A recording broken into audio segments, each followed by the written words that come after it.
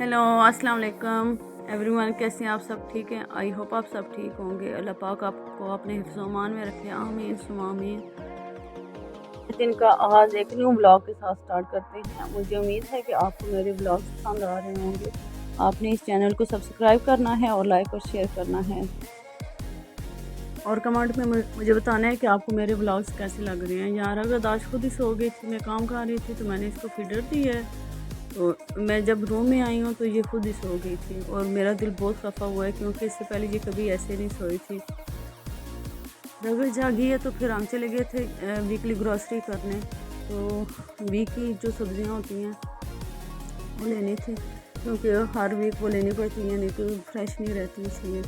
तो फिर यहाँ मैंने खीरे और गाजरें ले ली थी, फिर मैं लीमू भी ले रही थी, क्योंकि लीमू का अब गर्मियाँ भी आ गई हैं तो ज़्यादा इस्तेमाल हो रहा है, इसलिए। बाकी आलू जो हैं वो आलू ज़्यादातर रगत की फ्रेंच फ्राइज़ के लिए मैं यूज़ करती हूँ। तो खैर रगत अपने लिए भी कुछ वीकली शॉपिंग कर रही थी, जैसे पॉपकॉर्न हो गए, फिर चॉकलेट मिल्क हो गया। तो ये साथ साथ अपनी चीज़ें भी चूज़ करती जा रही थी। यहाँ मैंने रगत की फीडर की निपल लेनी थी, जो मैं देख रही थी कि काफ़ी प्राइस थी इसकी। 3 निपल्स जो थे वो 17 रियाल में मिल रही थी।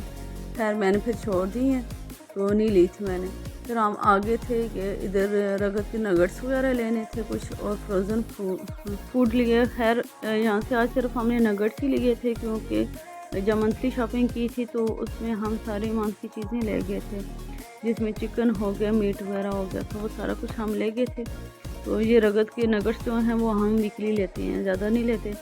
तो यहाँ रगत ने फिर बैलून भी ले लिए थे मिकी माउस एक लिए। तकरीबन हमारी शॉपिंग कंप्लीट हो गई थी, तो फिर इसके बाबा चले गए थे कि काउंटर पे, और मैं साइड पे जाके सोफ़े पे बैठ गई थी। तो रगत तो मेरे पास नहीं बैठी, खैर ये खेलने लग गई थी उधर ही। तो बाबा के आने का वेट कर रही थी, तब तक मेरी बेटी खूब खेली है इधर।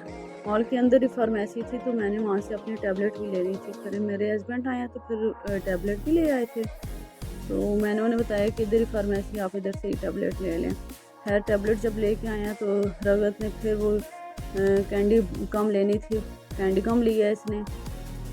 और यहाँ आज ये खुद कह रही थी मैंने खुद कॉइन डाल के तो लेनी है। तो खैर वो उसे डाल नहीं रहा था, फिर बाबा ने उसको डाल के दी है।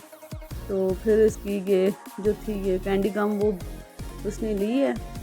और मेरी बेटी कैंडी गम के बगैर कभी भी यहाँ से नहीं निकली। जब भी आती है शुरू से इसकी नेचर है कि कैंडी गम लेनी है तो मॉल से बाहर निकलना है, ये आखिरी इसका लाजमी होता है। फिर रात 12 बजे फिर हमने बेरीन के लिए भी निकलना था, तो लेकिन मैंने अपने हस्बैंड को मना कर दिया था कि हम रात को नहीं जाते, क्योंकि वो डे ड्यूटी करके आए थे। मैंने सोचा थोड़ा रेस्ट कर लें तो इंशाल्लाह मॉर्निंग में हम चले जाएंगे। तो बड़ी मुश्किल से खैर उनको राज़ी किया। वो कहते हैं कि रात को जाएंगे, सुबह तक पहुंच जाएंगे, तो फिर उधर स्टे कर लेंगे। लेकिन खैर फिर मॉर्निंग के लिए राज़ी हो गए थे।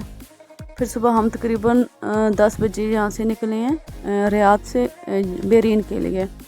जब हम जुबैल में थे तो तब तकरीबन 1.5 घंटा हमें लगता था बेरीन जाने में। तो अब रियाद से इधर तकरीबन 5 घंटे हमारे लगे हैं। जो मल्टीपल वीज़ा होता है उसमें हमें हर 3 महीने बाद सऊदीया से आउट होना होता है। तो हम बेरीन जाते हैं। बेरीन जस्ट हमारी स्टैम्प नहीं लगती है वीज़े के ऊपर। इतना प्रोसीजर नहीं होता, 15 मिनट में बंदा फ्री हो जाता है। गाड़ी के अंदर ही जो भी काम होता है वो सऊदी करवा देते हैं। मतलब कि आगे जब बेरीन बॉर्डर पे सऊदी लोगों की गाड़ियाँ खड़ी होती हैं, सऊदी की भी होती हैं, बेरीन वालों की भी होती हैं, लेकिन हम सऊदी गाड़ी पे जाते हैं आगे। तो वहाँ वो गाड़ी के अंदर ही बैठे बैठे हर जगह, और रोड पे उनके ऑफिस बने होते हैं, जस्ट वो हमारा वीज़ा और पासपोर्ट लेते हैं, और हमारा फेस चेक करते हैं। मतलब कि नकाब उतार के तो फेस सामने दिखाना होता है, वो उस टाइम लगा देते हैं। बस इतना प्रोसीजर होता है, मिनट में फ्री हो जाते हैं। तो ये है बेरीन ब्रिज, जो सबकी फेवरेट जगह है, और यहाँ हर कोई आना चाहता है। और ये मुझे इतनी अच्छी जगह लगती है कि मैं हर बार यहाँ आके बहुत ज़्यादा एंजॉय करती हूँ। दोनों साइड पानी होता है, और ये जो रोड है ये समुंदर के अंदर रोड जा रही है, ये आपको नज़र आ रही होगी। ये इतनी अच्छी जगह है, मैं आपको क्या ही बताऊँ। तो खैर आप भी देखिए थोड़ा सा आप भी इंजॉय कर लें बहरीन को।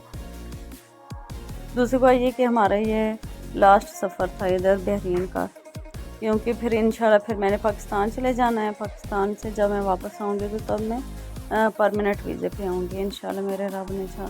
तो यहाँ हम बहरीन एंटर हो चुके हैं। तो यहाँ आज बहुत अच्छी हवा चल रही है, आप देख रहे होंगे। तो आज फ्राइडे था भी और बहुत ज़्यादा रश था, इतना कि जो लोग पानी के पास जा रहे थे, मतलब कि सेल्फीज लेने और पानी को देखने, तो पुलिस की गाड़ियाँ इधर आ जा रही थी जो लोगों को मना कर रही थी पानी के पास जाने से। तो फिर हम भी फिर साइड पे ही बैठ गए थे, रोड के किनारे पे फिर हम भी बैठ गए थे। तो आपने मुझे लाजमी बताना है कि आज का व्लॉग आपको कैसा लगा है, बहरीन कैसा लगा है, बहरीन ब्रिज कैसा लगा है। तो खैर मेरी अपनी तरफ से बहुत कोशिश होती है कि मैं अच्छा सा व्लॉग बनाऊं। आप यहाँ से फ्री होने के बाद फिर असर की नमाज़ का टाइम हो गया था, तो असर की नमाज़ अदा की है। यहाँ हर जगह जहाँ मर्दों की मस्जिद होती है वहाँ ही औरतों की भी मसला होता है, मतलब कि वहाँ भी औरतों की अलग जगह बनी हुई होती है, क्योंकि यहाँ हर कोई किसी की कोशिश होती है कि वो नमाज़ पढ़ें, चाहे मर्द हैं चाहे औरत है। तो यहाँ फिर रगत अपने बाबा के साथ चली गई थी बर्गर लेने, तो मैं बाहर ही थी। मुझे पता था कि थोड़ी देर बाद यहाँ से चले जाना है, तो मैं थोड़ा इंजॉय कर लूँ। खैर 5:30 बजे के करीब हम वहाँ से निकले थे। तो रास्ते में शाम भी हो रही थी और सूरज ग़ुरूब हो रहा था, और ये मंज़र इतना अच्छा था कि मैं आपको क्या बताऊँ।